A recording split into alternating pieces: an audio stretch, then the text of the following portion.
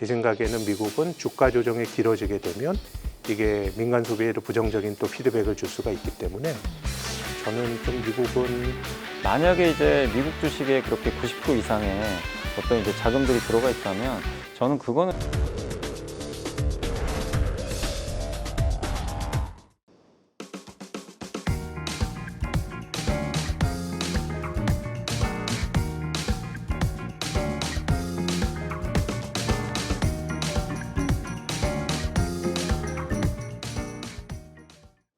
네, 경제논쟁꾼 시작하겠습니다. 두 분 어서 오십시오.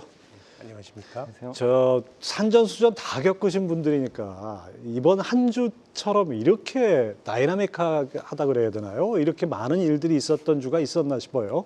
어떻습니까?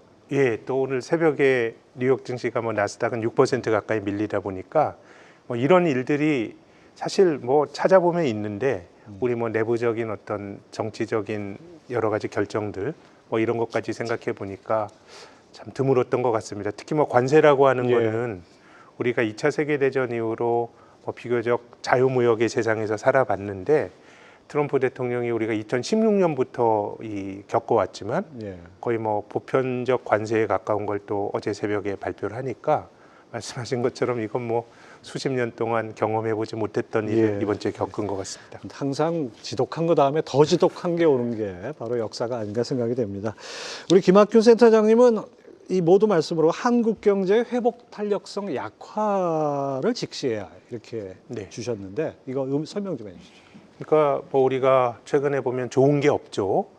보호무역 이런 것도 그 세계화 시대 모범국이었던 한국에게 나쁜 거고 또 정치적으로도 한국이 굉장히 여러 가지 소요를 겪고 있다 보니까 혹시 한국 시장의 부진이 이런 어떤 약간의 돌출된 변수 때문에 나빠진 거다라고 생각할 수도 있지만 우리 시장이 박스권에 머문 게 길게 보면은 저는 한 2007년 이후 같은데요. 예, 거의 20년이 다 됐어요. 그때 2000 갔잖아요. 예. 근데 지금 18년 지나서 2900이면 이 18년 동안 25% 올랐다 그러면 이게 연율로 한 1% 오른 거거든요. 예. 그럼 이제 우리가 알게 모르게 그냥 전체적으로 성장 잠재력이 약해지고 그 이유는 저는 한국이 중국 옆에서 중국 떡 보다가 그 수혜가 약해지고 또 최근엔 중국 기업들이 약진하면서 오히려 우리가 조금 밀리는 거 아닌가 이런 느낌도 이제 받는데요. 이제 그러다 보니까 한두 가지 사건 때문에 우리 증시가 부진한 게 아니고 이미 오랫동안 우리가 그 길을 좀 걸어온 게 아닌가. 그래서 어떤 정치적 불확실성이 완화되고 그렇다고 하더라도 본질적으로 우리 경제가 가지고 있는 회복 탄성의 약화라고 하는 거는 우리가 투자할 때 늘 제약 조건으로 고민해야 된다고 봅니다. 네, 지금 김학균 센터장님 말씀해 주신 것처럼 우리 거시경제 측면에서 그 타임스패를 넓혀보면 직시를 해야 될 부분이 바로 이 회복 탄력성인 것 같습니다. 염승환 이사님, 참 이번 한 주 같은 경우도 드물 것 같아요. 어떻게 감상하셨습니까? 그러니까 참 이제 저도 관세가 이렇게까지 좀 세게 나올 거라고 생각을 못했는데 근데 더 놀라웠던 거는 저 미국이라는 전 세계 그러니까 최강 국가잖아요. 예. 관세율을 저렇게 좀 표현이 좀 그래도 이해해 주시면 너무 허접하게 관세율을 적용한 게 너무 어처구니가 없었어요. 그리고 이게 짤로도 돌아다니더라고요. 펭귄이 사는 섬나라에도 관세를 때렸다. 그런 얘기까지 있는데 예. 뭐냐면 그만큼 너무 조급하게. 그러니까 역시 목적은 이게 다른 건 다 핑계고요. 그냥 관세를 무조건 부과하겠다는 그 강력한 의지를 보여준 거죠. 그래서 그게 결국에 이제 시장을 충격에 빠뜨렸죠. 네, 빠뜨렸고 그래서 미국은 좀 많이 흔들렸는데 근데 또 보면 한국 증시는 생각보다 또 덜 빠졌어요. 예. 미국이 그렇게 폭락을 하면 항상 한국은 더욱 휘청거리는 모습이 나왔는데 트럼프 일기 때도 마찬가지지만 그때 중국 때렸는데 미국보다 한국 증시가 훨씬 더 많이 빠졌잖아요. 근데 이번 올해 들어와서는 어쨌든 우리나라도 약한 건 사실인데 확실히 한국 증시 저도 이제 오늘도 보면서 이렇게 코스닥도 오를 정도로 이렇게 보면 확실히 한국 증시가 이제 바닥에서 버티는 힘은 되게 좀 강해진 거는 맞는 것 같아요. 그게 이제 연기금이 올해 아마 주식을 계속 늘려야 되는 걸로 알고 있거든요. 예. 비중이 워낙 낮아졌기 때문에 그래서 하방에 대한 이제 부분들은 워낙 단단해졌기 때문에 올해 그러니까 이번 주 들어와서 여러 가지 이슈들은 있었지만 한국 증시가 어쨌든 정말 이 버티는 체력은 과거랑 좀 달라지긴 했다. 그건 좀 느낌이 우리 염 이사님 달랐던 것 그 한 말씀 주신 거예요. 관세 폭탄 와도 세상은 망하지 않는다. 이거 좀 인상적입니다. 네. 그러니까 이게 저도 이제 생각한 게 트럼프는 협상가거든요. 예. 저거를 왜 저렇게 세게 때리고 있을까? 근데 이 사람 스타일은 일단 세게 질러요. 지르고 그 다음에 얻어내는 스타일. 그 이 책에도 나와 있잖아요. 예. 그 거래 거래 기술. 기술에 있죠. 네, 거기서 자기가 원하는 거 얻기 위해서 일부러 이제 약간 또 세게 지르는 거죠. 근데 이번에도 좀 그런 좀 비슷한 모습이 나왔는데 결국에 지금 트럼프가 원하는 걸 얻기 위해서 일단 세게 하고 협상하자. 그러면서 이제 낮춰주면 예를 들면 이거죠. 우리가 지금 25%를 매겼는데 만약에 여기서 사실 15%도 낮은 게 아닌데 예. 25에서 15로 가면 이게 왠지 좀 낮아 보이거든요. 사람 심리가.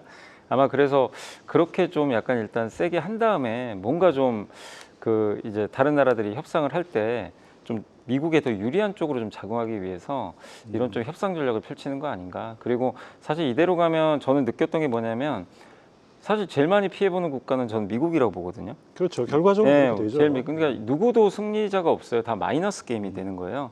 그렇기 때문에 트럼프가 그걸 또 원할 것 같지도 않아서 결국 협상을 할 거고 그렇기 때문에 저는 세상은 망하지 않는다 이렇게 좀 예. 생각을 하고 있습니다. 하여튼 뭐 그 말씀대로 됐으면 좋겠습니다. 자, 뭐 이쯤 되면 정말 막 하자는 거 아닌가 이런 생각이 들 정도로 트럼프 정부 상호관세 선전포고 이 전 세계가 아주 불확실성의 소용돌이에 빠져 있죠. 오늘 새벽에 끝난 미국 증시 겁날 정도로 많이 빠졌습니다. 이거 어떻게 봐야 됩니까? 뭐 코로나 때 정도 이후로 제일 많이 밀렸다고 하더라고요.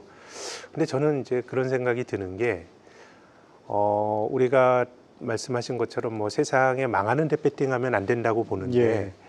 근데 전체적으로 우리가 어떤 주가가 떨어지고 세상이 변할 때 일종의 경로 의존성을 가지거든요. 그럼 미국이 왜 이렇게 많이 밀리냐 생각해 보면 미국 주식이 많이 올랐고요. 예.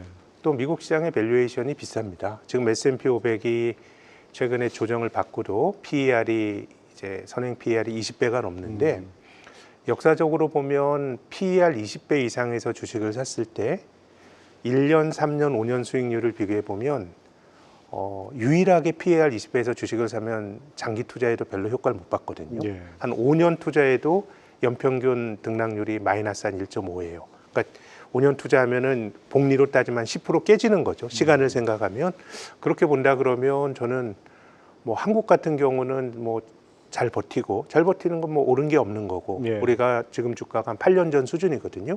그럼 이제 저는 뭐 한국 경제에 대한 걱정은 되게 많은데 그럼 8년 동안 한국 기업들이 돈을 못 벌었나? 우리 시가총액이 2천조 원 정도 되는 시장인데 그 기간 동안에 상장사가 돈 번 게 당기 순이익이 한 1,200조 원 정도 벌었어요. 근데 주식은 뭐 오른 게 없다 보니까 뭐 대단히 많이 오를 것 같지는 않습니다만 상당히 뭐 저평가된 영역이니까 버티는 것 같고 미국은 저는 뭐 많이 올랐기 때문에 이게 관세가 아니더라도 저는 조정을 받을 수가 있는 건데 그래서 저는 뭐 미국 경제가 어떻게 될지 이거는 뭐 여러 가지 생각을 할 수 있는데 비싼 미국 증시는 조금 타격을 좀 받을 수도 있다고 봅니다. 그렇죠. 많이 오른 것만큼 악재가 없겠죠. 자, 이 뭐 관세가 발표는 끝났지만 이제 공포지수로 불리는 이 변동성 지수 여전히 요동치고 있습니다. 이거 뭐 좀 길게 봐야 되긴 하는데 단기적으로 이게 너무 요동이 치니까 좀 불안한 느낌이 많이 들어요. 그러니까 이게 이제 한번 하방으로 이렇게 변동성이 나오면 쉽게 진정은 안 되거든요. 근데 그게 이제 어느 시점에서는 진정이 되는 모습이 나와야 되는데 그게 뭔가 이슈가 하나 생겨야 돼, 예. 이제 발생을 하니까 그래서 관성의 법칙에 의해서 아마 미국 증시는 오늘도 별다른 이슈가 없으면 또 흘러내릴 가능성이 굉장히 좀 높거든요. 근데 이제 결국 우리가 생각해 봤을 때 4월 9일이죠. 이제 4월 9일 날 그 자정이죠. 미국 시간 자정에 상호관세가 이제 발효가 되기 시작하거든요. 그래서 날짜가 한 5, 6일밖에 안 남았는데 예. 근데 일단 그 기간 안에 주요 나라들이 협상안을 좀 갖고 온다면 아니면 협상을 하겠다라는 그런 제스처들이 나온다면 시장의 분위기는 조금 이제 진정될 가능성이 저는 높다고 봅니다. 결국 이 관세를 너무 세게 때렸기 때문에 협상을 통해서 낮춰진다면 시장이 좀 안도할 수가 있는데 이제 문제는 근데 지금 아직까지는 뭐 주요 국가들 이렇게 그 협상 전략들을 보니까 많은 국가들이 협상을 하겠다고 나왔는데 근데 제일 중요한 국가가 두 국가 유럽과 중국이거든요. 예. 근데 여기는 반대로 가고 있어요. 그냥 대결하겠다, 보복하겠다. 프랑스 마크롱 대통령은 아예 대놓고 나는 우리 기업들은 절대 미국에 투자하지 못하게 만들겠다.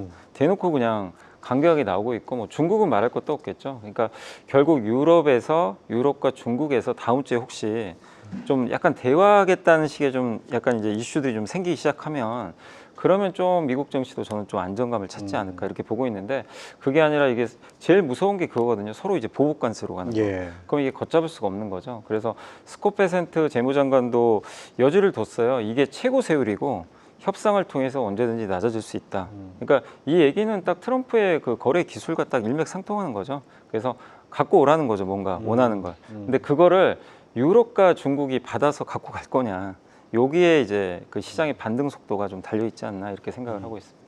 사실 이게 국가 간의 이런 협상 같은 거는 겉으로 이렇게 공식적으로 언급하는 것보다 실질적으로 물밑에서 주고받는 게 많지 않습니까? 지금 미국이 이거보다 더 높이 올라갈 가능성은 없다고 봐야죠. 근데 아니 스콧 베센트 재무장관도 얘기를 했어요. 이게 최대치다. 더 이상 올라가지 않는다. 근데 이제 트럼프 대통령이 했던 얘기는 만약에 보복하면 더 올릴 수 있다. 전제 조건 달았는데 그러니까 보복을 하면 근데 이게 보복으로 서로 하게 되면 정말 이거는 진짜 어마어마한 공멸이죠. 예, 공멸이기 때문에 저는 그럴 가능성은 높지 않다고 보는데 어쨌든 지금 발표한 세율이 일단 최대치다라고 좀 생각하시면 좋을 것 같습니다. 김학균 센터장님, 네. 이렇게 빅스 지수가 요동치고 나스닥 기술주를 하루에 6%나 빠지고 뭐 이런 거 상황에서도 트럼프는 정말 속된 말로 눈 하나 까딱 안 하는 이런 분위기인데요. 그 연준에서는 이제 상호 관세가 인플레 유발할 수 있다 이런 경고도 나왔습니다. 이건 우리가 충분히 예상할 수 있는 거 그럼요. 아니겠습니까? 예, 뭐 일기 트럼프 행정부 때부터 이게 뭔가 미국 사람들이 비싸게 소비해야 되는 거거든요. 그래서 이제 지금은 제 생각에는 관심이 인플레라기보다는 좀 경기 둔화 쪽으로 가는 것 같아요. 이제 물가가 높아지면 사람들이 소비를 못하고 그렇죠. 또 금리가 높게 유지가 되거든요. 근데 최근에 미국 국채 수익률이 오늘 새벽에 4% 밑으로 떨어졌습니다. 이게 좋은 거냐? 아닙니다. 이건 이제 경기 둔화를 프라이싱을 하는 건데 미국 연준이 작년 9월부터 금리를 낮췄죠. 최근엔 동결하고 있지만 금리를 1%포인트 낮추었습니다. 정책 금리가 1%포인트 낮춰지던 동안에 시장 금리인 10년 만기 국채 수익률은 오히려 금리 낮추기 전보다 올라갔어요. 그러니까 뭐 여러 가지 인플레이션이나 이런 것 때문에 금리가 상당히 높게 유지가 되는데 최근에 금리 급락은 이제 높은 물가를 못 이기고 소비가 좀 둔화가 되고 경기 둔화를 좀 프라이싱을 하는 것 같거든요. 그래서 이제 좀 지켜봐야 되겠지만 미국의 경우는 지금 민간 소비 심리 지표나 민간 소비 지표가 좀 둔화가 되고 있고 그리고 좀 조금 더 이제 장기적으로 보면 전 주식 시장의 조정이 미국 경제의 실물 경제에 또 부정적인 영향을 줄 수 있다고 봅니다. 예, 미국이 2008년 이후로 주식 시장이 1년 이상 조정받은 적이 없었어요. 금융이 끝나고. 그래서 이제 그 이후에 2008년 말 이후로 미국 가계금융자산이 110조 달러가 늘어났습니다. 미국 GDP가 지금 한 28조 달러거든요. 그럼 미국은 주식으로 돈 번 효과가 굉장히 강하게 나타났다고 봐야 돼요. 그래서 한두 달 지금 같은 조정으로 미국 사람들의 소비가 뭐 주식 조정받아서 뭐 타격을 받는다 이런 건 좀 과장이겠지만 제 생각에는 미국은 주가 조정이 길어지게 되면 이게 민간 소비에도 부정적인 또 피드백을 줄 수가 있기 때문에 저는 좀 미국은 조금 경제가 둔화되는 쪽으로 가지 않을까 뭐 그런 생각을 하게 됩니다. 네, 그렇습니다. 지금 뭐 미국은 어차피 그 금리하고 여러분들 항상 봐야 될 게 환율하고 이렇게 채권 금리가 아닌가 싶은데 금리가 미국 국채 금리가 4% 밑으로 떨어졌다. 이거는 장기적으로 좀 경기 침체를 예고한다. 이렇게 볼 수 있겠습니다. 당장 우리 제조업 비상이 걸렸습니다. 뭐 지금 업종별로 어디로 피난해야 되냐 이런 고민들 많이 하시는데요. 이 업종별로 좀 타격이 큰 데들이 좀 있죠. 뭐 가장 큰 데는 아무래도 뭐 자동차가 클 수밖에 없는 게 그 대미 수출 비중 보면 1등이 자동차거든요. 그렇죠. 네, 자동차인데 지금 우리나라에서 지금 미국으로 수출하는 것 중에 한 35%가 이제 미국 내에서 생산하는 거고, 그다음 나머지 물량이 이제 그 다른 나라에서 이제 그 생산을 해서 수출을 하는 거죠, 미국 쪽으로. 근데 이제 지금 정의성 회장이 이번에 31조 원 발표를 했기 때문에 이게 완성이 되면 이제 미국 내 판매 물량의 70%를 이제 커버할 수가 있어요. 예. 근데 이게 2028년까지거든요. 그렇죠. 그러니까 좀 시간이 걸릴 수밖에 없어서 올해까지는 좀 이게 피해가 좀 불가피하고, 근데 이제 뭐 이게 자동차만 그런 게 아니라 반도체는 지금 관세부가 안 됐잖아요. 근데 반도체도 관세부가 안 되더라도 자동차에도 반도체 들어가죠. 뭐 애플 아이폰에도 안 들어가는 곳이 사실 없거든요. 그렇기 때문에 이 관세가 부과돼서 이 제품들의 판매나 이런 수요가 둔화되면 반도체 수요도 자동으로 꺾일 수밖에 없는 그런 상황이고, 그래서 관세는 우리나라 같이 이런 또 중간재도 만들고 이런 완성품 제조업 강국 같은 경우는 어쨌든 좀 미국 비중이 높아진 상태이기 때문에 피해를 지금 안 볼 수 없는 거고. 근데 이게 또 굉장히 이번 트럼프 이게 또 어려운 게, 트럼프 일기 때 그랬잖아요. 중국만 때렸잖아요. 예. 그래서 뭐를 했죠? 애플도 공장을 인도로 좀 빼주고 예, 공급망을 다변화시키고 멕시코 막 이런 데로 분산시켜 놨더니, 트럼프 이기 들어와서는 그게 아니라 뭐 그런 거 다 필요 없다, 그냥 다 때리고 있으니까 그러면 결국 미국 내에다 다 생산을 하라는 얘기거든요. 그러니까 트럼프의 이번에 메시지는 가장 강력한 건 그거예요. 미국에다 공장만 지어, 그러면 너네들 관세 안 내도 되잖아, 이거예요. 그러니까 이제 전 세계에 다 때려버리는 거거든요. 근데 우리나라 기업들 CEO분들 입장에서 한번 생각해 보시면, 트럼프 대통령 임기가 4년인데 예. 공장을 지금 짓는다고 쳐볼게요. 보통 2년 걸려서 짓고 그 양산 테스트하는데 1년 돼요. 그럼 1년 남짓 났는데 그때 되면 이미 레임덕 오거든요. 정권이 바뀔 수도 있어요. 거기에 또 모험을 걸어야 되냐 이거죠. 예. 그러니까 굉장히 좀 힘든 딜레마에 빠져 있는 거예요. 그러니까 트럼프 말대로 미국 생산 늘리긴 해야 되는데, 예? 그 비용 자체도 만만치가 않고. 근데 바이든은 좀 당근이라도 줬잖아요. 예. 보조금을 주니까. 그래서 우리나라 기업들이 그 IRA 법안 통과되고 미국에다 이제 공장도 지었는데, 그건 당연히 뭘 주니까 한 건데, 트럼프는 주는 건 없고 그냥 채찍만 들고 있으니까, 그래서 좀 어려운데, 근데 이제 다만 이게 우리나라만의 문제는 아니고 경쟁 국가도 다 똑같거든요. 그렇죠. 그래서 결국엔 저는 제일 큰 피해를 보는 건 미국일 수밖에 없다. 왜냐하면 미국으로 들어오는 각종 상품 가격이 다 올라갈 텐데, 이런 것도 있겠죠. 만약에 캐나다 맥주가 있는데 여기 관세 때리면 미국 맥주는 관세가 없잖아요. 그럼 미국 맥주 사겠죠. 근데 그렇겠죠. 미국 맥주 가격도 같이 올라요. 덩달아 오르게 돼 왜 있어요. 그렇습니까? 수요가 증가하니까 아. 당연히 같이 올라갈 수밖에 없거든요. 그러면은 인플레가 자동으로 생기게 되고, 그렇게 되면 미국 사람들은 소비를 어쨌든 이제 줄일 수밖에 없는 상황으로 갈 수밖에 없는 거죠. 그렇게 되면 결국 어차피 우리 현대차도 만약에 이 상태에서 뭐 이 자동차 가격을 이 관세 25% 매기면 일정 부분은 올릴 거란 말이에요. 그러면 이제 모든 자동차 회사들 다 따라 올릴 텐데, 미국 소비자들은 점점 소비를 줄일 수밖에 없는 거고, 아까 이제 김학균 센터장님 말씀대로 미국도 주식시장이 그것 때문에 또 빠져 있으면 그 나름대로 소비가 또 둔화되고, 그러니까 결국엔 최대 피해 국가는 지금 미국인데, 그걸 알면서도 지금 트럼프가 이걸 밀어붙이고 있어서, 예, 어쨌든 지금 모든 국가들이 다 지금 어려운 상황에 빠지지 않았나, 이렇게 좀 생각은 하고 있습니다. 그렇습니다. 이 세계 경제가 둔화되고 뭐 이런 상황이라 그러면 사실 해외에 공장 짓는 거, 그거를 자금을 투자해서 회수할 때까지 너무 많은 시간이 걸릴 것 같은데, 만약 김학균 센터장님이 CEO라면, 경영자라면 어떻게 하시겠습니까? 저는 사실 인플레이션이나 이런 게 물가가 너무 높으면 문제지만, 사실 우리가 한 3, 4년 전에는 또 글로벌 선진국이 디플레를 걱정했거든요. 그렇죠. 예. 근데 물가는 어느 정도 적응의 문제인데, 이제 제가 걱정스러운 건 지금 말씀하신 그런 고민인데, 2차 세계대전 이후로 글로벌 경제가 맺어온 분업 구조가, 미국은 창의적인 아이디어를 내고 표준을 내는 겁니다. 대표적인 게 애플이죠. 예. 뭐 제조업 안 하잖아요. 그 어떤 기획과 마케팅만 하고, 그 미국이 만들어낸 표준을 잘 만들었던 게 바로 동아시아 국가들입니다. 그래서 이제 미국 경제 참 좋은 게, 천재들이 나와서 10번 실수해도 한 번만 성공하면 돼요. 예. 그래서 일론 머스크라고 하는 그 이단아의 그 전기를 읽어보면, 전 일론 머스크가 한국에서 사회생활 했으면은 사회생활 못 했을 거라고 봐요. 왕따 당하고. 그리고 한국 교육이 창의적이지 못하다고 말하잖아요. 저는 그게 어떻게 보면 글로벌 분업 구조의 산물이라고 봐요. 미국은 10개 해서 하나만 성공하면 되는데, 우리는 표준을 만드는 한중일과 같은 제조업 국가는 10,000개 해서 서너 개 불량품이 나오면 안 돼요. 그렇죠. 이게 우리가 예전에 기업들이 했던 식스 시그마 이런 게 불량품을 안 만들기 위한 거거든요.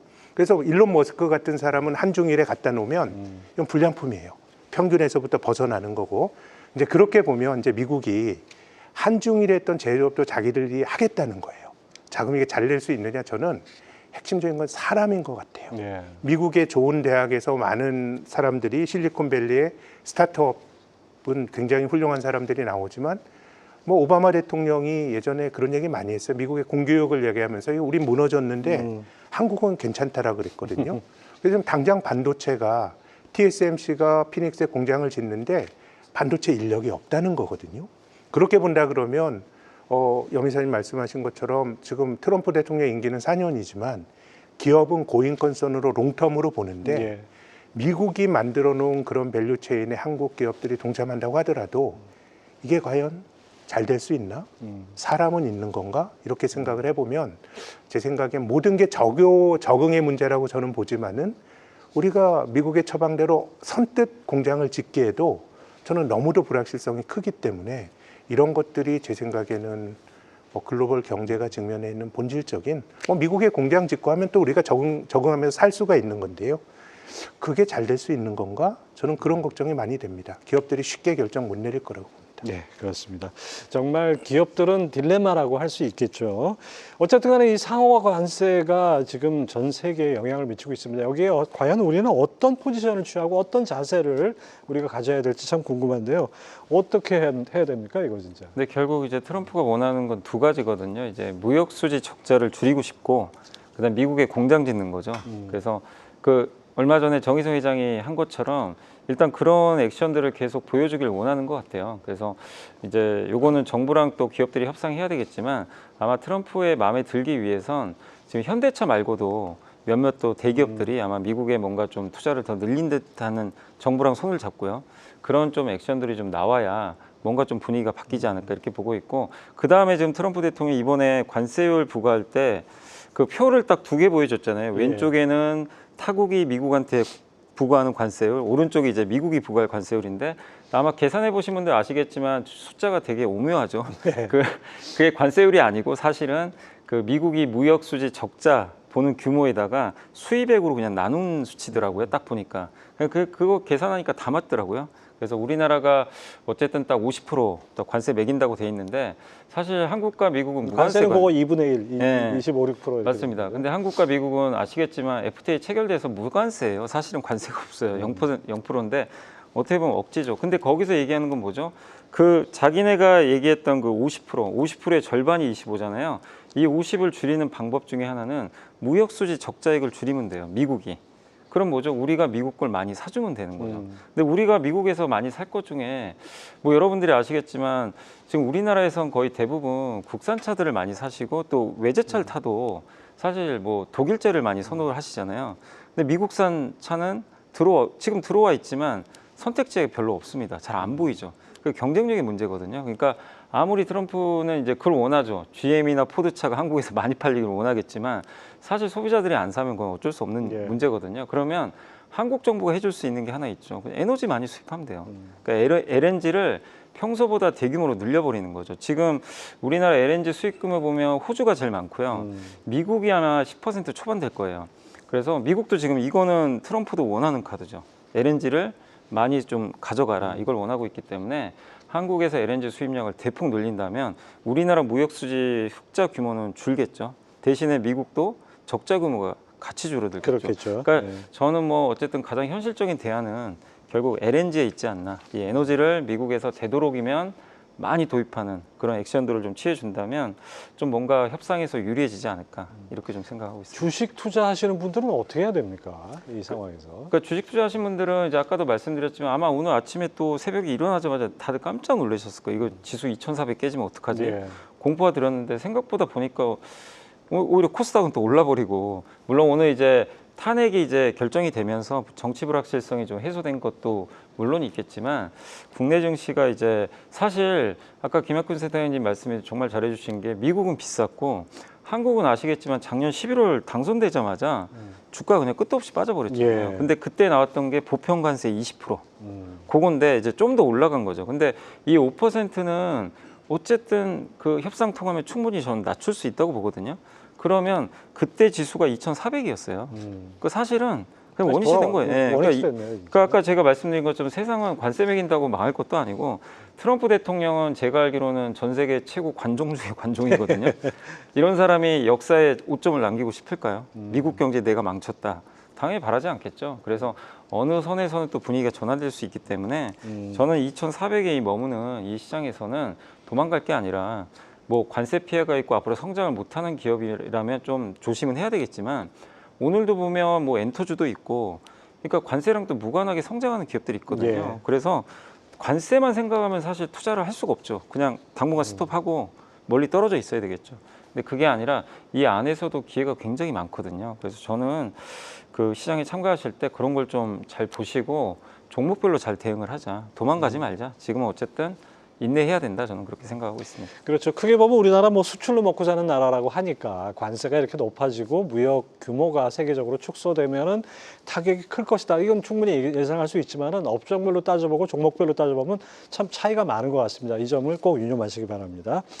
자, 근데 또 하나 문제가 지금 미국 시장이 워낙 많이 올라서 빠지는 폭도 큰데 우리 서학개미들 많지 않습니까? 이 미국장에 투자하시는 분들은 어떻습니까? 뭔가 반등을 줄 때 빠져나와야 될지 아니면 좀 뭔가 믿고 기다려야 될지 어떻습니까? 참 어렵네요. 저는 뭐 미국 주식을 장기적으로 한국 가게가 늘리는 건 전 좋은 일이라고 봅니다. 이제 뭐 투자가 한국 성장이 둔화되면 다른 데서 대안을 찾고 이건 좋은 일인데 미국 주식을 비롯해서 어떤 거라도 불패의 자산은 존재하지 않습니다. 그렇죠. 장기적으로 보면 미국 주식 좋았죠. 근데 이제 미국 시장이 최근 좋았던 게 2009년 이후로 글로벌 시장 중에서 압도적으로 좋았지만 그 직전에 10년 생각해 보면 그때 인기 있었던 건 중국이었어요. 미국은 10년 횡보했고. 예. 그래서 미국도 이제 최근 한 10여 년 좋았는데 역사적으로 보면 1920년대에 강세장이 있고 한 대공황하고 한 10년 쉬었어요. 네. 그리고 5, 60년대에 강세장이 있었고 70년대 내내 쉬었어요. 8, 90년대 좋았고 2000년대 초반 10년은 뭐 미국 주식 들고 있으면 바보였죠. 10년 동안 못 올랐으니까. 그렇게 본다 그러면 저는 뭐 미국이 뭐 언제 꺾이고 이런 건 저는 알 수 없다고 생각해요. 다만 굉장히 이제 비싼 거고 그렇다 그러면 저는 뭐 미국과 한국이나 좀 투자하는 스타일에 대해서 좀 고민이 필요하다고 보는데요. 지난 5, 6년 동안은 이제 이런 것 같아요. 한국 주식 아유 걱정 많네. 그렇지만 밸류에이션은 싸. 이게 가치주의 영역이고요. 미국 빅테크들 비싸지만 참 괜찮은 기업이다라는 거거든요. 근데 이제 대중들의 집단적 선호가 지금은 비싸더라도 좋은 걸 산다는 쪽으로 간 겁니다. 근데 시장이 이런 성장주들이 잘 움직이다가 가치주로 로테이션이 원활히 이루어지면 참 좋은데 그런 건 없어요. 이게 이루어지기 위해서는 성장주가 죽어야 돼요. 여기 잘 갈 거라고 해서 많이 투자를 했는데 이거 너무 비싼 건 역시 안 되는 거라고 생각하면 반대편의 종목이 가는데 그래서 이제 글로벌하게 보면 99년, 2000년 닷컴 버블 때 기억할지 모르겠지만 새로운 기술이라고 하는 벤처기업의 시가총액이 현대차보다 더 컸어요. 근데 이제 그게 무너진 다음에 2000년대 초반에 증시는 별로 재미가 없었지만 가치주가 좋았고 또 2010년, 11년의 성장주는 중국이었습니다. 한국의 차화정이라고 하는 그런 섹터가 정말 중국 고성장에 그게 무너지고 가치주가 좋았거든요. 그렇게 본다 그러면 제 생각에는 크게 보면은 미국 성장주들이 너무 많이 올랐기 때문에 너무 좋긴 하지만 비싸기 때문에 미국 내에서도 좀 배당이나 아니면 저는 그런 어떤 선호가 바뀌게 되면 뭐 한국에서도 상대적으로 좀 지금처럼 미국이 올라가는데 한국만 물먹는 그런 모습은 아닐 수가 있기 때문에 전체적으로 좀 스타일에 대한 고민들을 해보실 필요가 있는 것 같고 전 미국의 비싼 빅테크 종목들은 많이 빠진 것 같지만 한 10년 정도 주가의 흐름으로 보면 여전히 좀 높은 수준에 있기 때문에 저는 뭐 그런 종목들은 전 조심해야 된다고 봅니다. 예. 자, 염승환 이사님은 서학개미 투자자 한 분이 와서 조언을 구합니다. 어떻게 조언해 주시겠습니까? 근데 이제 이게 서학개미 분이 미국만 했는지 그건 모르는데 만약에 그러니까 한국은행에서도 얼마 전에 블로그에 아마 글이 올라간 거 많이도 보셨을 거예요. 너무 미국 주식에 다 집중돼 있다. 그래서 분산 투자해라. 이런 내용인데 저도 읽어봤는데 거의 그 한 10년 전이죠. 2019년도에 개인 투자분들이 이제 해외 주식 중에 50%가 미국이었는데 작년 3월 기준으로 90%가 미국 주식이에요. 그러니까 미국으로 집중된 거죠. 근데 아까 말씀해 주신 대로 미국으로 갈 수밖에 없었던 게 성장이 눈에 뻔히 보이고 또 주가 수준도 워낙 이게 항상 이제 안 좋을 때 사면 수익을 내준다는 그런 좀 불패 신화가 좀 있었잖아요. 미국 증시는. 근데 그런 것들이 잘 어우러지다 보니까 쏠림이 더 심해졌던 것 같아요. 그리고 국장은 계속해서 작년에도 뭐 하반기 들어와 삼성전자도 안 되고 이러다 보니까 이제 배제하는 그런 그 심리들이 나오면서 미국으로 완전 이제 쏠림이 나왔는데 만약에 이제 미국 주식에 그렇게 90% 이상의 어떤 이제 자금들이 들어가 있다면 저는 그거는 좀 분산할 필요가 있다고 생각을 합니다. 그러니까 한국은행에 그 의견처럼 저도 저게 이제 적극적으로 좀 동의를 하고 있고 또 그 이후로 이제 거론할 수 있는 게 일단 비싸다는 거고요. 굉장히 비싼데 그 비싼 걸 유지하려면 성장이 계속 나와야 되는데 지금 트럼프 정책은 성장 정책이 아니에요. 역성장 정책이 나오고 있죠. 왜냐하면 지출 줄여라, 관세 부과하겠다. 이 자체가 미국의 경제를 어쨌든 이게 떨어뜨리는 요인이거든요. 근데 그거를 이미 올해 이제 2월 달에 취임하자마자 2월에 취임하고 나서 그 후로 미국 증시가 휘청였던 이유 중에 하나가 이제 그걸 글로벌 투자자들 눈치를 챈 거죠. 근데 상대 평가를 많이 하잖아요. 독일은 돈 풀죠. 예. 독일이 정말 그 자린고비 같은 국가가 예. 돈 풀기 시작이고 중국도 어쨌든 요새 선불론을 자꾸 꺼냅니다. 시진핑 주석이 옛날에 공동부유가 아니고 다시 선불론으로. 선불론이에요. 선불론을 먼저 제시했어요. 그러니까 뭐냐면 그리고 나서 마인과 손도 잡고 예. 그리고 대규모 투자 발표하고 아마 딥시크 때문에 자신감을 되게 많이 얻은 것 같아요. 아, 우리 미국 가면 할만하다. 그리고 내수가 안 좋았으니까 이 민간 기업들이 이렇게 투자를 해주면요 고용이 증가하거든요. 근데 시진핑도 이제 고집을 안 부리는 거죠. 일단은 1, 2년은 민간 기업 위주로 한번 해보자. 너무 그동안 국유기업 규제만 했으니까 그렇게 되면 자금들은 당연히 미국에서 빠져나갈 수밖에 없어요. 그 더 나은 쪽으로 찾아가니까. 근데 아직 한국으로는 못 들어오는 게 한국은 미국의 이런 이제 그 경제 정책에 영향을 받을 수밖에 없고 또 정치 리스크가 좀 있었기 때문에 그렇죠. 내수도 아직 안 좋고. 근데 그런 것들도 이제 좀 최악은 지나가니까 한국도 저는 돌아설 거로 보고 그 다음에 이번에 보통 이런 일 생기면 원래 달러가 안전자산으로 올라가잖아요. 이번엔 정반대입니다. 오히려 거꾸로 달러 인덱스 많이 달러가 떨어졌어요. 폭락하고 있어요. 대신에 엔화가 오릅니다. 그러면 이제 엔화도 한번 생각을 해보세요. 엔화가 일시적 상승일까? 지난 10년 동안 내내 빠진 게 엔화거든요. 전 세계에서 아마 제일 많이 빠졌을 거예요. 근데 김학균 선생님 말씀처럼 영원한 건 세상에 없어요. 그러면 엔화도 변화가 시작된 거죠. 그렇게 본다면 일본은 앞으로 금리 당연히 올릴 거고 물가도 지금 정상화되고 있거든요. 그러면 엔화가 옛날처럼 주구장창 계속 빠질 거냐? 그건 아니라고 본다면 달러보다 엔화 쪽으로도 약간 옮겨 놓는 거죠.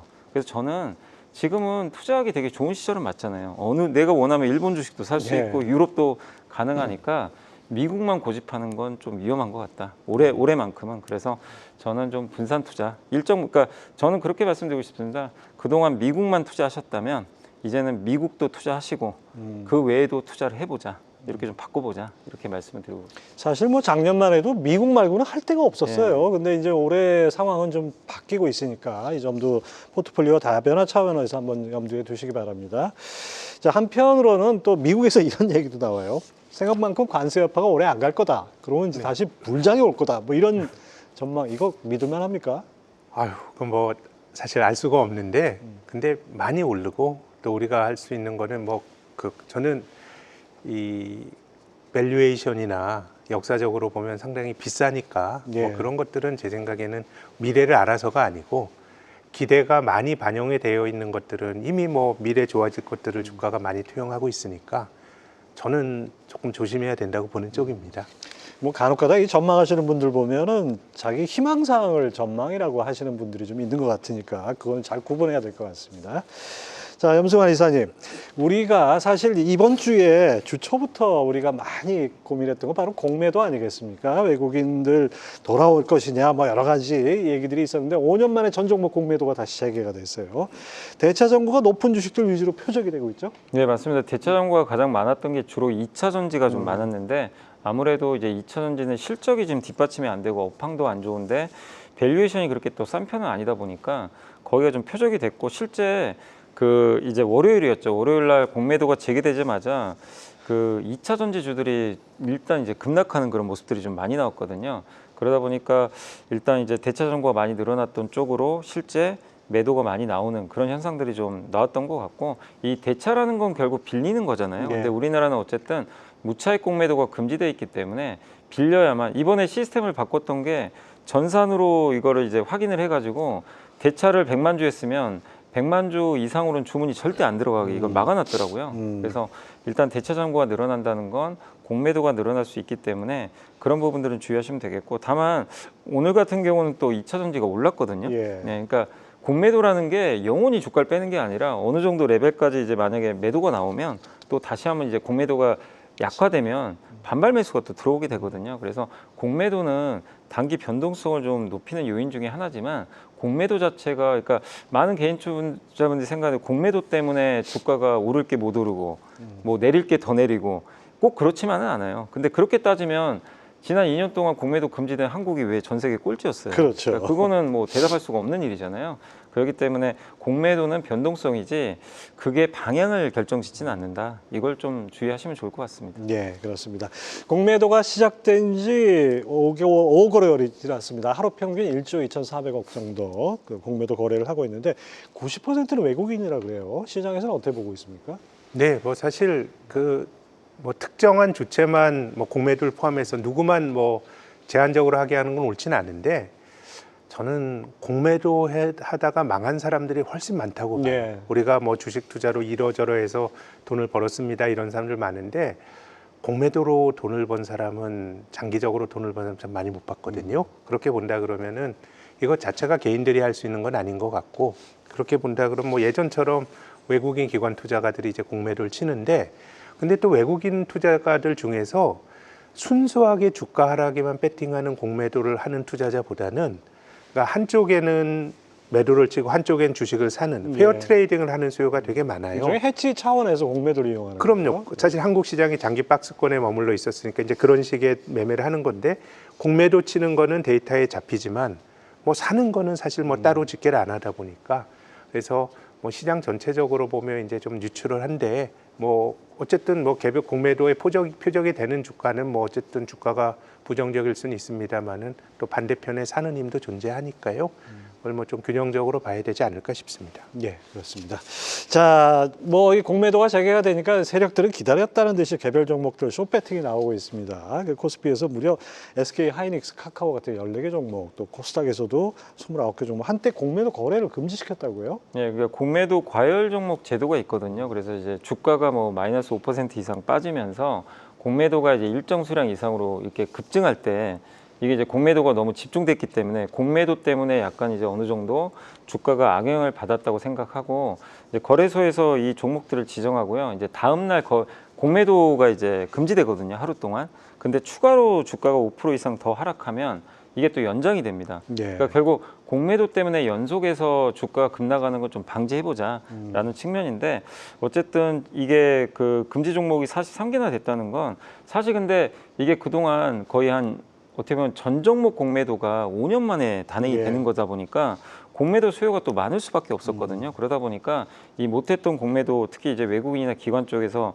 매도가 좀 나오다 보니까 과열 종목들이 좀 많았고 거기다가 지금 관세 충격이 또 나오니까 증시 네. 변동성이 엄청 크잖아요. 그렇죠. 그러니까 평소보다 주가 5% 이상 빠지는 기업들이 많아질 수밖에 없어요. 그래서 그런 이제 특수적인 환경 때문에 공매도 과열 종목이 좀 많이 늘어났다. 이렇게 좀 해석을 하시는 게 좋을 것 같습니다. 스마트폰에 알림, 뭐 종목 알림이 뜨는데 5% 변동하면 뜨지 않습니까? 네. 5% 상승했다고 뜨는 종목이 있는가 하면 또 그만큼 또 5% 하락했다는 종목이 또 떠요. 그러니까 이런 것들이 뜨는 횟수가 많다는 얘기는 그만큼 변동성이 커졌다. 네. 이렇게 볼 수 있겠죠. 자, 이 중에서 한 종목 콕 집어서 얘기를 안 할 수가 없습니다. 바로 카카오 얘기인데요. 공매도 시작된 이후에 주가가 널뛰기를 하고 있는데 사실 이 자리에서 뭐 특정 종목 주가를 여쭤본다기보다는 카카오가 한때 국민주로서 워낙 많은 분들이 물려 있어가지고 이분들을 위해서 어떤 얘기를 해줄 수 있는지 그것 좀 궁금합니다. 네, 그러니까 카카오가 21년도에 17만 원 했던 걸로 제 네. 기억이 나요. 그때는 정말 저도 이제 방송 많이 다니면서 느꼈던 게 특히 이제 방송국에 작가분들이 많잖아요. 네. 작가분들 중에 카카오를 안 하신 분이 없던 거예요. 국민주 비슷하게 됐죠. 다 카카오 얘기를 하고 있는. 근데 그때만 해도 카카오를 안 사면 뭔가 이상했어요. 이거는 당연히 사야 되는 주식이었고. 근데 그때 아마 밸류 계산해 보시면 아시겠지만 굉장히 비쌌거든요. 네. 비쌌고 또 문제가 너무 문어발식 확장을 하고 있던 시점이었죠. 근데 그게 또 성장과 직결이 되니까 또 시장은 그걸 용인을 해줬거든요. 근데 결국 이제 과하면 탈이 난다고 결국 그 플랫폼 규제가 들어가기 시작했죠. 그러면서 또 카카오가 또 경영진들이 주주들 좀 뒤통수 친 예, 일들이 몇 개 예. 있었죠. 그러면서 이제 완전히 국민주가 아니라 국민 밉상주로 완전히 예. 바뀌면서 지금은 이제 주가가 4만 원까지 이렇게 폭락을 해 있는데 그걸 보면서 느끼는 게 많은 분들이 항상 투자하실 때 너무 좋을 때 그러니까 모두가 흥분해서 좋다고 할 때 냉정하게 딜을 한번 보실 필요는 있는 것 같아요. 이게 틀린 경우가 없는 것 같아요. 작년 11월, 12월에 워런 버핏은 미국 주식 그렇게 판다고 계속 알려주고 하워드 막스도 좀 조심해야 되는 거 아닌가 하는데 그렇죠. 우리 개인 투자분들은 계속 미국 주식에 더 열광을 했거든요. 왜냐면 계속 올라가니까. 그분들이 얘기를 해도요, 그냥 계속 올랐어요, 사실은. 그러다 보니까 그렇지만 지금 몇 달 지나놓고 보면 결국에 또 맞아버린 결과가 됐거든요. 그래서 카카오도 비슷한 상황인데 다만 이제 지금 상황에서 카카오를 저는 부정적으로 볼 필요는 없는 것 같아요. 이제는 왜냐하면 주가는 이미 빠졌고 거기다가 좀 플랫폼 규제 때문에 많이 휘청였는데 아시겠지만 지금 미국이 원하는 것 중에 하나가 플랫폼 규제 좀 풀어라. 이걸 원하고 있어요. 그러면 이게 만약에 미국과 관세 협상할 때 미국이 이 카드를 내밀 수가 있거든요. 야, 너네 플랫폼 규제 좀 풀어. 관세 협상이 좀 유리하게 해줄게. 그러면 네이버나 카카오에 적용된 규제가 좀 완화될 수 있어요. 이건 구글한테도 유리하겠지만 어쨌든 규제가 완화되는 순간 플랫폼은 또 성장할 수 있는 여력이 하나 생기거든요. 그래서 그런 측면을 보면 지금 관세 전쟁이 카카오나 네이버한테는 저는 나쁘진 않다 이렇게 보고 있습니다. 네, 그렇습니다. 아무튼 카카오 이제 내릴 만큼 내린 것 같습니다. 자, 흥미로운 점은 이렇게 공매도 재개되고 상호 관세에다가 또 헌재 오늘 판결까지 있었는데 이렇게 아주 급변하는 시장에서 개인들은 주식을 사고 있어요. 뭐 공매도세를 갖고 한판 하겠다 뭐 이런 건 아닌 것 같고 네. 이 개인들의 배팅 어떻게 보십니까? 글쎄요, 지금 뭐 한 2,400에서 주식을 사는 거는 저는 뭐 2,700, 800에 사는 것보다는 싸게 사는 거니까요. 근데 이제 중요한 거는 우리가 바닥을 알 수 있다고 생각하면 안 돼요. 개인 투자가들은 시세 추종적인 경향이 좀 역추세적인 경향이 있는 것 같아요. 빠지면 싸지면 사는데 이게 바닥이라고 이거를 뭐 알 수는 없기 때문에 제 생각에는 시간을 이길 수 있는 돈으로 뭐 주가가 더 밀릴 수 있죠. 뭐 세상에 정해진 게 어디 있겠습니까? 다만 여기서 주가가 더 밀리더라도 제 생각에는 복원력은 되게 빠를 수 있다고 생각해요. 뭐 2,400에서 주식 사서 물렸더라도 이게 뭐 계속 오래 손해를 본 그런 레벨을 아닐 거라는 믿음은 있는데 근데 뭐 이게 바닥이라고 생각해서 뭐 레버리지를 사서 단기 승부를 누린다 이런 거는 지금은 막 총알이 날아다니는 장이기 때문에 그런 식으로 하게 되면 한두 번 맞추더라도 계속 그렇게 하다 보면 주식시장에서 돈을 털릴 수밖에 없다고 생각하거든요. 그래서 저는 시간을 이길 수 있는 돈으로 내가 뭐 한 1년, 1년 반 정도 그냥 가질 수 있는 돈이라고 생각하면 뭐 지금 공포의 주식을 사라라고 하는 격언대로 하는 건 좋은 것 같고요. 그래서 지금은 예측보다는 돈의 성격이 궁극적으로 좀 승률을 높일 수 있는 거 아닌가라고 생각합니다. 딱 그 생각이 듭니다. 앙드레 코스톨라니가 아주 유명한 얘기 있죠. 국제적인 우량 주식 몇 종목 사놓고 약국 가서 수면제 사 먹고 몇 년 푹 자라 하는 얘기가 요즘 장에서 오히려 또 통하지 않을까 생각도 그럼요. 듭니다. 그 단기적인 등락을 우리가 맞추려고 하고 알면 좋은데 그거 알 수 있다고 생각하시면 안 돼요. 오히려 마음은 떨어지면 더 불안해지고 올라가면 조급증이 생기는 거고 우리 마음이 시키는 대로 하면 고가 매수와 저가 매도를 반복하게 되거든요. 그렇기 거꾸로 가는 때문에 거죠. 모른다고 생각하고 그렇지만은 장기적으로 전 투자는 낙관론의 편에 서는 게 좋다고 생각해요. 역시 주식 투자는 뭐 이 경제학의 영역이 아니라 심리학의 영역이 아닌가 저는 다시 한번 또 생각이 됩니다. 자, 지금까지는 뭐 공매도 시행 이후의 변동성에 대해서 얘기를 해봤는데 좀 원론적인 얘기 좀 해봐야겠습니다. 염승환 이사님, 공매도 부활 환영할 만한 일입니까? 아니면 아직 보완할 게 많은 겁니까? 아니, 개인 투자분들 중에 공매도를 환영하는 사람이 있을까요? 당연히 없을 것 같고 사실 워런 버핏도 공매도를 이게 되게 싫어한다고 얘기를 했었죠. 근데 이제 사실 공매도라는 게 개인 투자분들도 이게 미국은 되게 공매도가 자유로운데 사실 지금 부활은 하긴 했지만 개인 투자분들이 공매도로 수익 내기는 되게 더 어렵거든요. 그리고 아까 센터님 말씀대로 공매도는 또 잘못하면 원금 전체뿐만 아니라 이게 주가 오르면 오르는 대로 무한대로 손실이 커져요. 메워줘야 돼요. 네, 그걸 메워줘야 되기 때문에 그래서 굉장히 위험한 이제 거래 행태 중에 하나인데, 근데 사실 또 보면 전 세계 모든 나라가 사실 이제 그동안 한국이나 터키 제외하고는 다 공매도를 또 허용을 했거든요. 그래서 이건 또 불법이 아니기 때문에 뭐 어쨌든 지금 또 MSCI 선진지수에 또 우리가 편입을 또 해야 되는 그런 부분도 있다 보니까 공매도 제도는 좀 어쩔 수 없이 좀 또 시행을 할 수밖에 없는데, 다만 이제 개인 투자분들도 이런 부분에 대해서 이제 많이들 공감은 하고 계시기 때문에 공매도 자체는 싫어하더라도 이게 글로벌 스탠다드이기 때문에 이해는 하시지만 항상 이제 너무 기울어진 운동장이다. 기관이나 외국인들은 이 공매도 하면 영원히 그냥 그 공매도를 한 상태로 보유한 다음에 자기네들이 원할 때 갚고, 그런데 개인들은 또 그게 안 되고 이제 그런 것들이 있는데, 근데 이번에 좀 제도 개선을 좀 해줬거든요.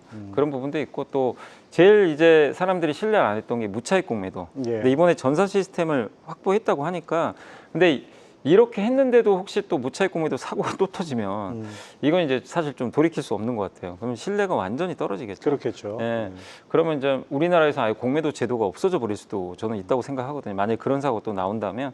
그래서 어쨌든 이제는 공매도가 거의 5년 만에 부활이 됐기 때문에 이제 이 금융 당국에서 결국엔 철저하게 개인들이 피해보지 않고 좀 공평하게 할 수 있게 그 제도를 잘 좀 다듬고 시스템을 갖추면서 잘 이행해 나가는 게 무엇보다 좀 필요할 것 같습니다. 네, 그렇습니다. 저도 100% 동의합니다. 자, 이 공매도도 있고 상호 관세도 있고 참 이 어려운 시장입니다. 이럴 때 정말 우리 투자자들 어떤 전략을 취해야 될까요? 글쎄요, 지금 뭐 사실 어려울 때 싸질 때 기회를 봐야 되는데, 근데 이제 뭐 우리 경제나 어쨌든 환경 자체가 한국 경제나 기업에게 좋은 건 아니거든요. 그래서 좀 과하게 떨어진 종목을 사서 기다리는 전략이 좋아 보이는데 사실 뭐 답이 없는데, 제 생각에는 한국이 조금 좋아질 수 있는 게 있다 그러면은 좀 지배구조 같거든요. 너무 논란이 많지만 그래도 이제 한국이 소수 그 어떤 지배주주 중심으로 기업이 운영해 왔던 걸 저는 부인하긴 힘든데 여러 가지 사회적 압력이 존재하거든요. 근데 최근에 우리 기업들 중에 배당이 늘어나는 기업들이 꽤 있어요. 예. 그건 이제 우리나라 기업들이 2세, 3세로 넘어가면서 증여세 내기 위해서 이제 배당을 받아야 되는 경우도 있고요. 그래서 전체적으로 배당이라고 하는 거를 지배구조와 연결시켜서 어차피 지금 시간을 전 낚는다고 생각해요. 바닥에서 뭐 저는 다음에 반등은 V장으로 나올 수 있다고 보는데 그걸 바닥에 정확히 사서 고점에 정확히 판다는 거 그럴 수 있다고 생각하시면 안 되고 조금 우리가 시간을 늘려서 가면 지금이 투자하기에 좋은 가격대인데 그럴 때 배당이라고 하는 거는 그 지루한 시기를 이겨낼 수 있는 힘이거든요. 예. 그렇기 때문에 배당 꾸준히 주고 그 여러 가지 지배구조와 관련 승계가 끝났고 뭐 이런 기업들을 사가지고 저는 기다리는 게 좋을 것 같고 그래서 저는 지금은 이게 바닥이라서 일시적인 반등을 노리는 투자도 기회가 있겠지만 그거는 누구나 잘할 수 없기 때문에 조금 시간을 두고 기다리는 자에게는 전 좋은 가격대가 온 것 같고요. 그래서 배당과 관련해서 조금 숙고를 하시라는 조언을 꼭 드리고 싶습니다. 센터장님 말씀 들어보니까 주식 종목을 사는 게 아니라 시간을 사라 이렇게 들었어요. 저는 그렇다고 봅니다. 투자가 부자에게 절대적으로 유리한데 그거는 그 사람들은 시황에 흔들리지 않은 돈을 가지고 하니까 부자는 계속 부자가 되는 것 같고요. 이거를 내가 잘 맞춰가지고 레버리지로 막 하려고 하면 그건 어렵죠. 좀 무망한 네. 일인 것 같습니다. 예, 그렇습니다. 자, 이렇게 증시가 출렁일 때 한 번쯤 고민하는 게 이제 다른 대체 수단은 뭐 없을까? 피난처는 없을까? 이렇게 고민하죠. 근데 금은 너무 많이 올랐고 요즘 또 이제 금리 경기 침체로 금리가 좀 내려간다 그러니까 채권 쪽에 좀 관심을 두는 분들이 많은 것 같아요.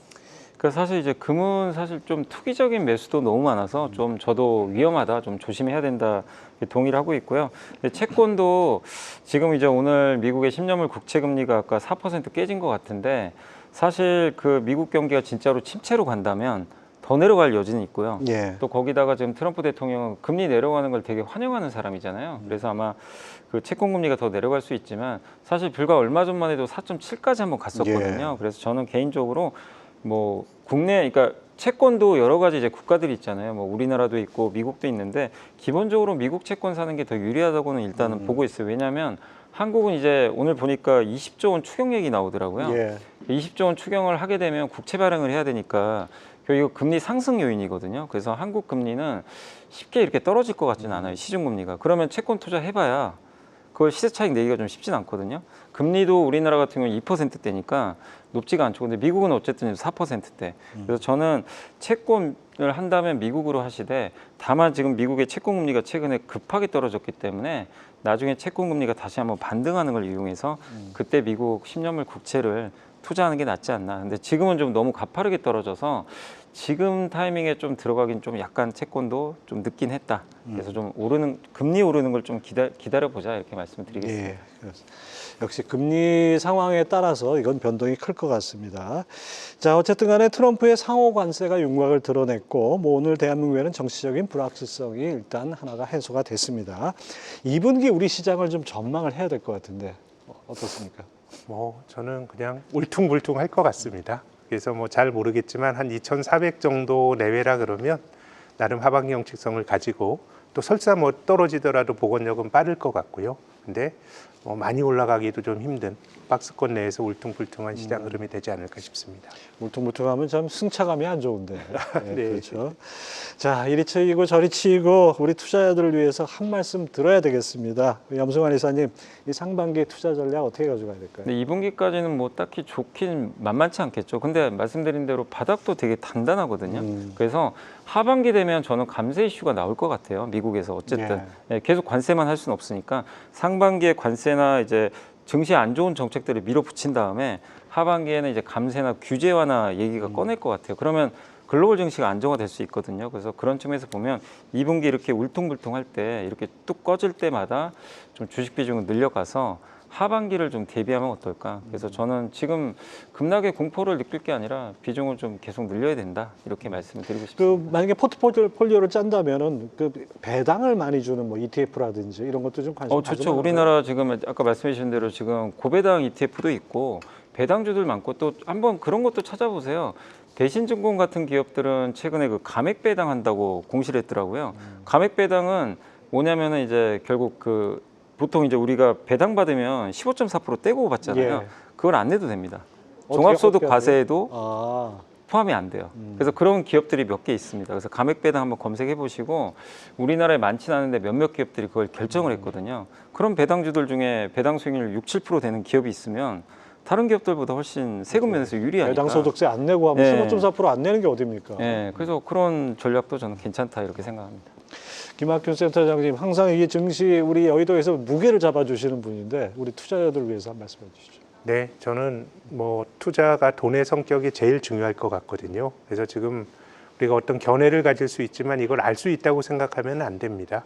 그래서 시간을 이길 수 있는 돈은 시장이 나쁠 때 또 큰 기회가 되는 거거든요. 그래서 여윳돈을 가지고 보신다 그러면 지금 정도 한국 시장 투자하시면 한 2, 3년 정도 놓고 본다 그러면 좀 승률이 높은 그런 가격대라고 생각합니다. 네, 하여튼 주가가 많이 떨어졌다는 것만큼 좋은 호재는 없을 것 같습니다. 두 분 오늘 말씀 잘 들었습니다. 네, 감사합니다. 네, 그 여느 때보다 정말 드라마틱하고 파란만장한 1분기를 지났습니다.